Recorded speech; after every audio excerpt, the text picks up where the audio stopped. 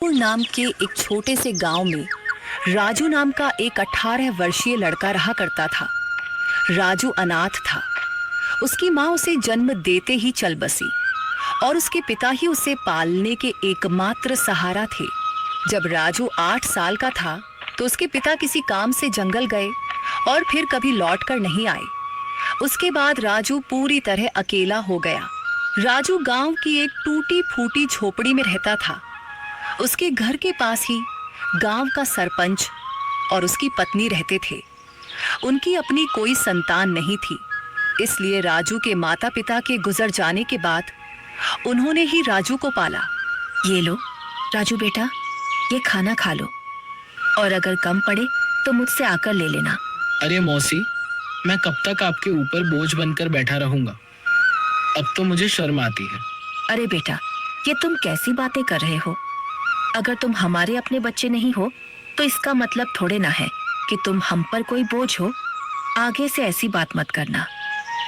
चुपचाप ये खाना खाओ। यह कहकर सरपंच की पत्नी सीमा वहां से चली गई। राजू ने आराम से खाना खाया। खाने के बाद जब वह झोपड़ी से बाहर निकला तो सामने ही सरपंच दिखाई दिए। राजू ने उन्हें देखा और सीधे उनके पास जा पहुंचा।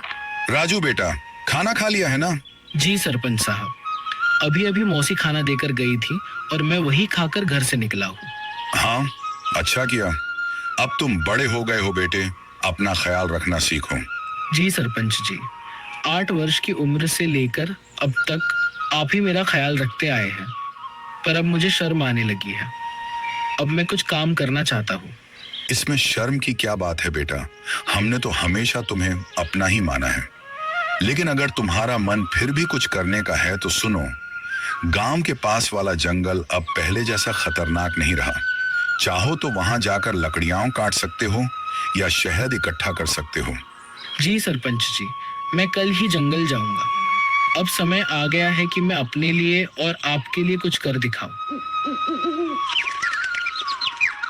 अगले दिन राजू एक कुल्हाड़ी लेकर जंगल की ओर चल पड़ा।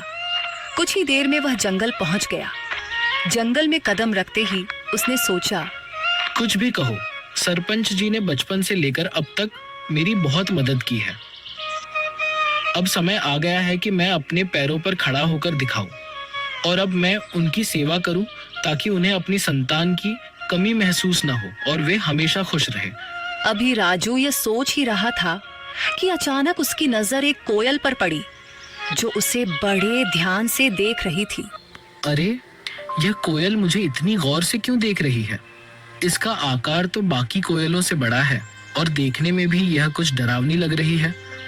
राजू ने अभी इतना ही कहा था कि तभी कोयल उड़ती हुई उसके पास आ गई और इंसानी आवाज में बोली, मैं तुम्हें भली भांति पहचानती हूँ। तुम्हारा नाम राजू है और तुम मोहन के बेटे हो। कोयल को बोलते हुए देखकर राजू बहुत डर गया और बोला, ये कैसे मुमकिन है? तुम तो कोयल हो, फिर इंसानी आवाज में कैसे बात कर रही हो? शायद ये मेरी आंखों का धोखा है। भला कोई कोयल इंसानों की तरह बोल सकती है? नहीं, यह तुम्हारी आंखों का धोखा नहीं है। मैं सचमुच बोलने वाली कोयल हूँ। असल में मैं भी कभी इंसान थी, लेकिन एक तांत्रिक ने मुझ पर श्राप दे दिया और मैं कोयल की शक्ल में बदल गई।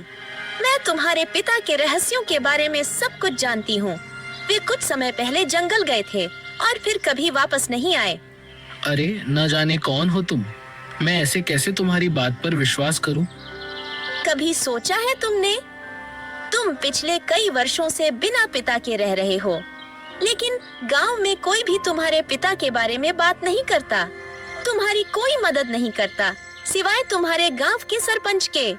लेकिन मैं तुम्हारे पिता के बारे में सब कुछ बता सकती हूँ। तुम्हारे पिता अभी जिंदा हैं और मुझे यह भी पता है कि वे कहाँ हैं। अच्छा तो बताओ, मेरे पिता कहाँ हैं? मैं उनसे मिलना चाहता हूँ।